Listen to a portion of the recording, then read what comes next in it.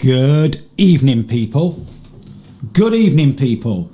Arno TV is back with you live on YouTube. And the reason why Arno TV is back with you live on YouTube once again, because we are starting to see exactly who these people are and what they have done. And it's about time, like I've been telling you people out there, to wake up and open your eyes and see exactly who these people are and exactly what agendas they're pushing and exactly who these people that we speak about on this channel are working for. So let's start with what's been going on in the UK. Okay, what a farce that we've had over this weekend. Let's go over to the internet. So for people who may be watching this from outside of the UK can understand what we are talking about. Okay, so let's start here, because over the weekend, the last we all heard was Boris Johnson, that tyrant, was coming back from his Caribbean holiday,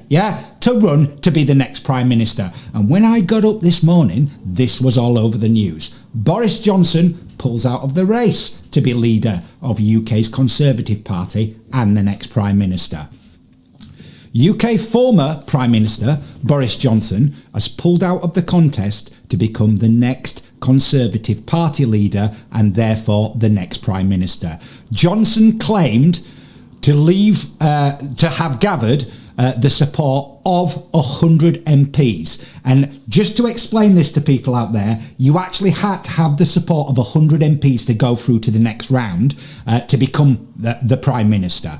The minimum number required to clear the threshold to appear on the ballot for the Conservative Party membership, but declined to run, saying this would simply be not the right thing to do, as you can't govern effectively unless you have a united party in Parliament, according to the PA Media News Agency.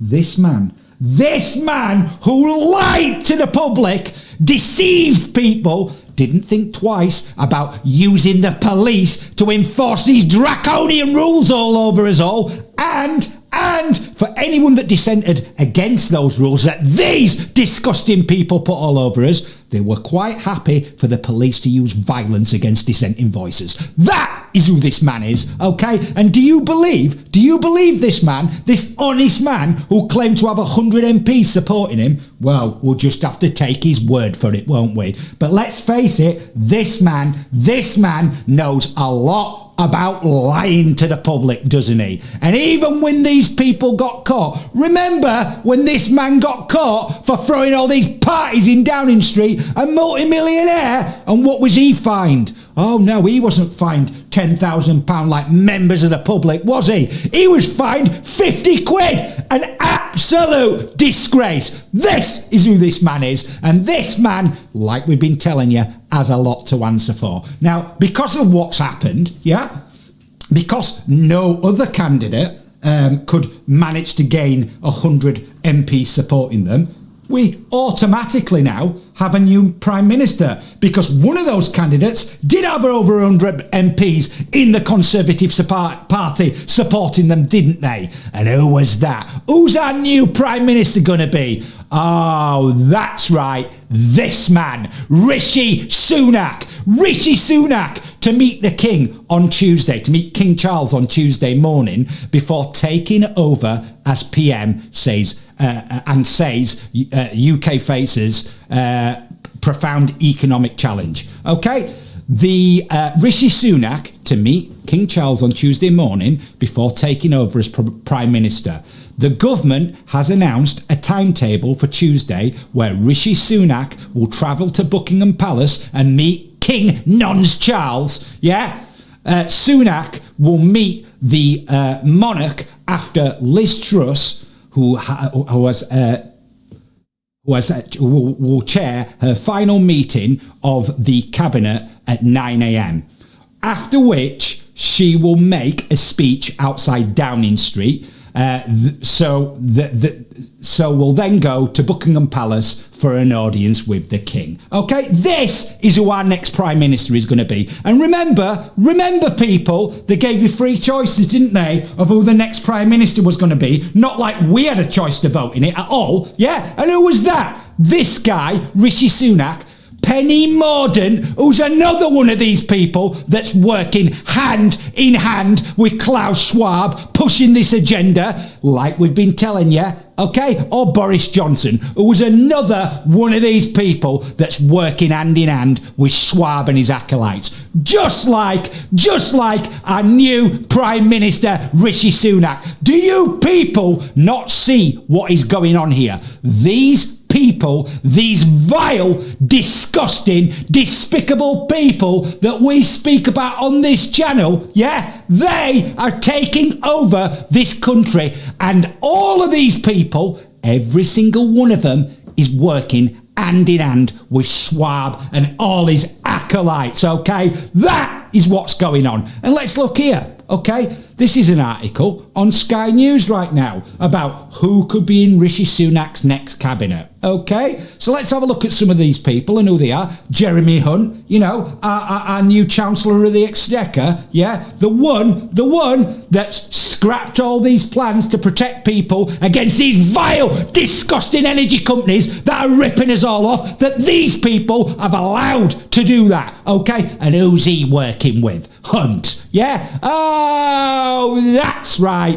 He is another one, isn't he, that's working with Schwab and all of his acolytes over at the World Economic Forum pushing these agendas. Okay, that is who these people are. And who else is going to be in this potential cabinet that Sky's talking about? Oh, Sajid Javid, yeah? Sajid Javid, yeah? The former Home Secretary and the former Health Secretary, yeah? That guy. And who's he working with? Who is he working with? Oh, another one. Just another one. Another coincidence, is it? That he's another one that's working with Schwab and all of his acolytes over at the World Economic Forum. So let's have a look at this. So in this potential new cabinet, the Prime Minister's working with a WEF, yeah? Sajid Javid's working with a WEF. Jeremy Hunt's working with a WEF. And who else is going to be in this new cabinet? Oh, Penny Mordaunt, another one who's working with the World Economic Forum, yeah? So when I have told you people out there before, that half the cabinet are involved with these people that we speak about on this channel, and they're all pushing the same exact agenda, well, I'm not kidding. I'm not making this up. This is who these vile, disgusting, despicable, abhorrent individuals are. And have you all got short memories? Because these people were all in Johnson's government, weren't they? These people were the exact people that locked you all in your houses, stripped you of your civil liberties, yeah? Tried to force vaccinations on you, yeah? Basically coerce people into having those. Yeah? Have you forgotten all this? Have you forgotten the draconian measures and laws and rules that these people set all over you? Have you forgotten? Because I haven't forgotten what these people have done. And as I've told you on many occasions, it's about time that a lot more people out there started to recognise what the hell these people have been doing and exactly what agendas these people are pushing. Because these people, all of them, every single one of them that we speak about on this channel, all of them, they are all pushing the agendas of the Great Reset, the Great Narrative, stakeholder capitalism, yeah, and the Fourth Industrial Revolution. That is what these people are doing. So when I've told you that these people don't represent you or me, I'm not kidding. These people, the people that these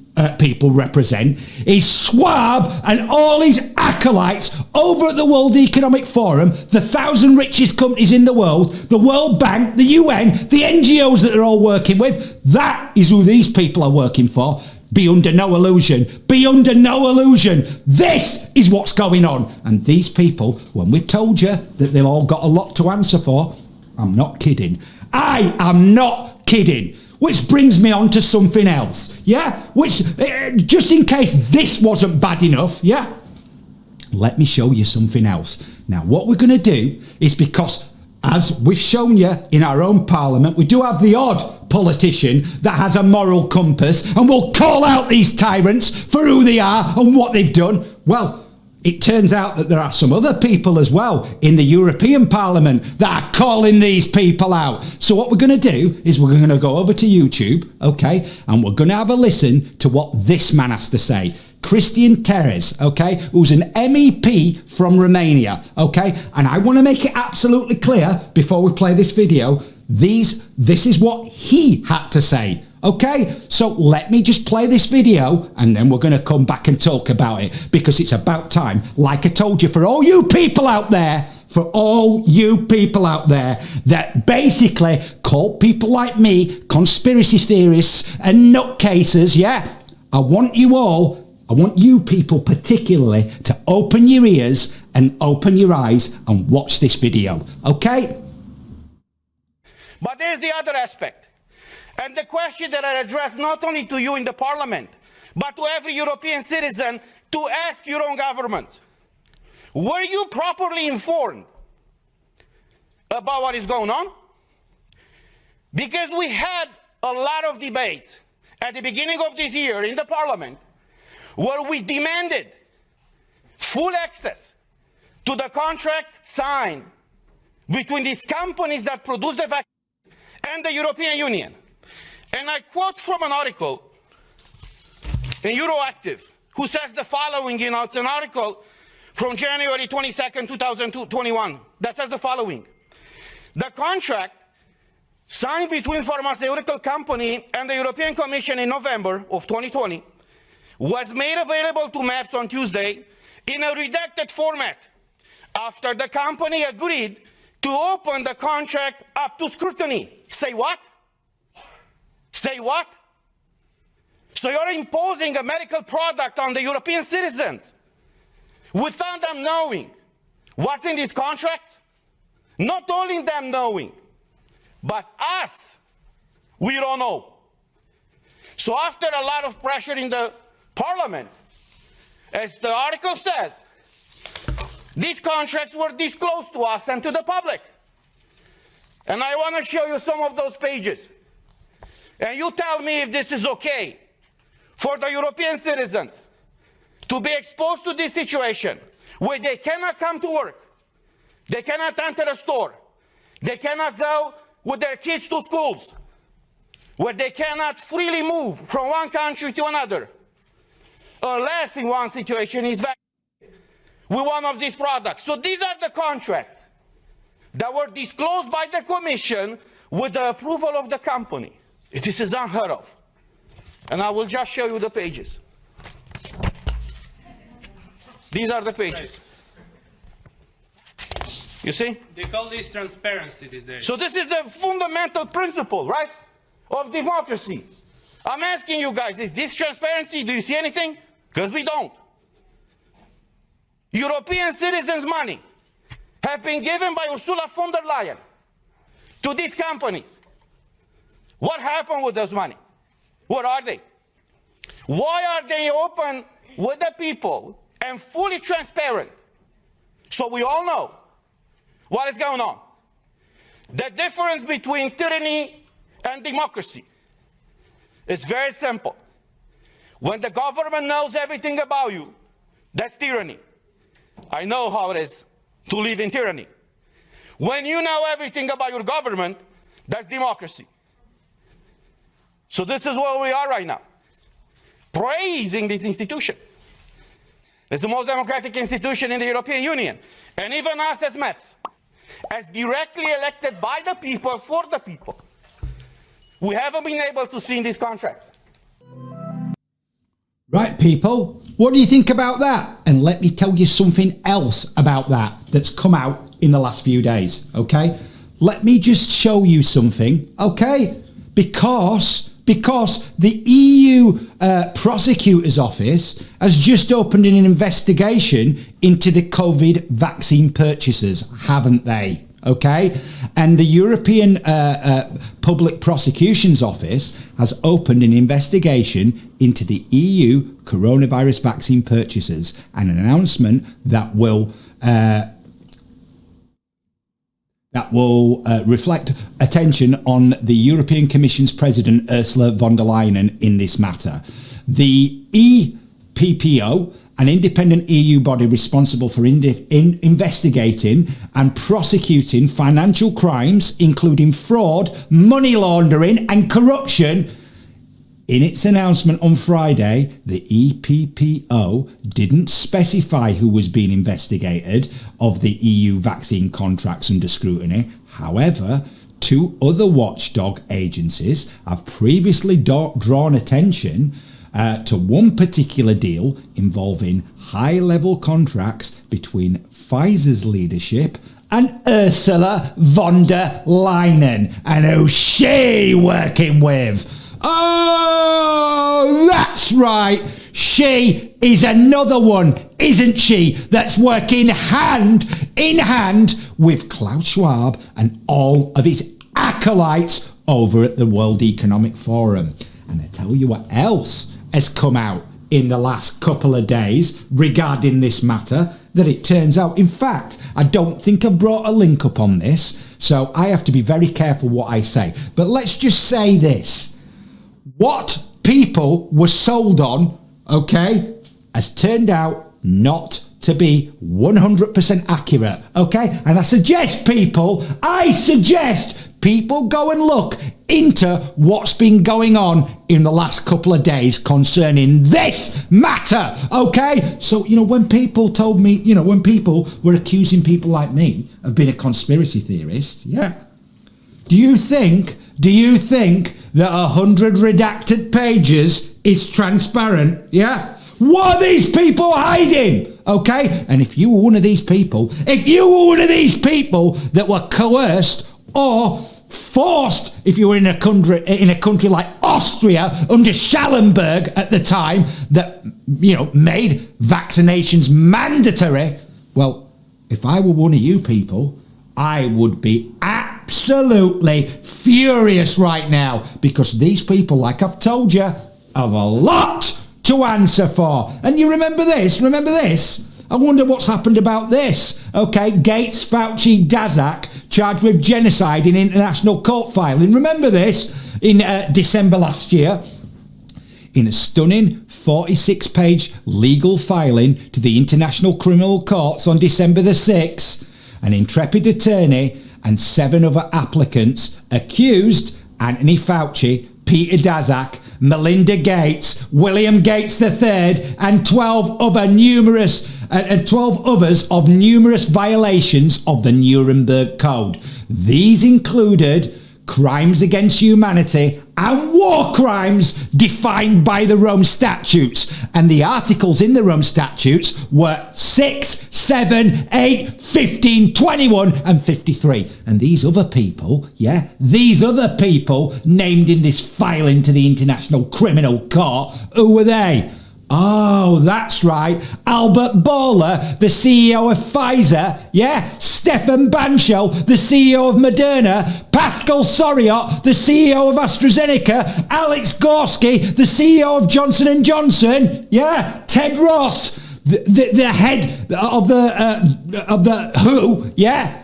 Boris Johnson, the former UK Prime Minister, Chris Whitty, the former UK Chief Medical Advisor, yeah? Matt Hancock, the former Health Secretary, Sajid Javid, the former Health Secretary, June Rain, the head of the MHRA, yeah? Dr. Rajiv Shah, the President of the Rockefeller Foundation, and last, but definitely not least, Klaus Schwab, the head of the World Economic Forum. So, for people out there, like I've said, that have tried to accuse me of things like conspiracy theory, yeah? It's time to open your eyes and see who these people are and see what these people have done. Because these people cannot go unpunished. These people need to be held to account for what they've done. And in my personal opinion, yeah, ones in our country, should be dragged into Parliament, okay? And they should be made to answer questions on who they've been working with, what agendas they've been pushing, and what the hell these people have been up to. And the ones that are not in the UK, the ones that are not in the UK, they need to be, as far as I'm concerned, put in front of the International Criminal Courts. These people are absolutely disgusting, and it's about time, like I told you, everyone starts waking up to who these people are and what they're doing, okay? Because these people have taken us into a world. These people have taken us into a world where these vile individuals are all building this new multilateral global system that they all want to put into place. And by the looks of it, it looks like the UK is going to be the first country under this new system. That's what these people have done, okay? It's about time that everyone starts to wake up to who these people are, because we, in this country particularly, we are in an absolute mess. We have Schwab's friends and acolytes and organisations that they're all working with circling the UK like vultures and wolves, waiting to pounce and swoop on us to basically take over everything that goes under. Yeah? That is what's going on, people. That is what is going on. So if you enjoyed this episode of Arno TV and you like this channel, then please like and subscribe to it, yeah? And once you do, ring the notification bell so I can inform you people out there of any more videos or streams that I'm going to be putting out. And trust me, there's going to be a lot more coming, because as I've promised you all on many occasions, I'm not going to stay silent while these vile individuals go around ripping up democracy, because that's what they're doing. I'm not going to stay silent. No way. And I am not also as well going to be intimidated by these people or made to feel like a conspiracy theorist by these people for questioning what these people have been up to. That is what I'm going to do, okay? And I'll be back soon with some more videos for you, okay? But until I want everybody out there to take care of themselves, look after themselves. Don't listen to these vile individuals, okay? Because these people, they don't have your interests at heart at all. They don't care about you. You all need to get that into your head. These people do not give a shit about you. The only thing that any of these people care about, okay, any of them, is building this new multilateral system that they all want to put into place, And the only other thing that any of them care about is lining their own filthy, dirty, despicable pockets. That is who these people are, okay? That is who they are. So that's me done for the evening. I'll be back soon with you. But until I want everyone to take care, stay rock and roll, and I'll be back with you very, very soon.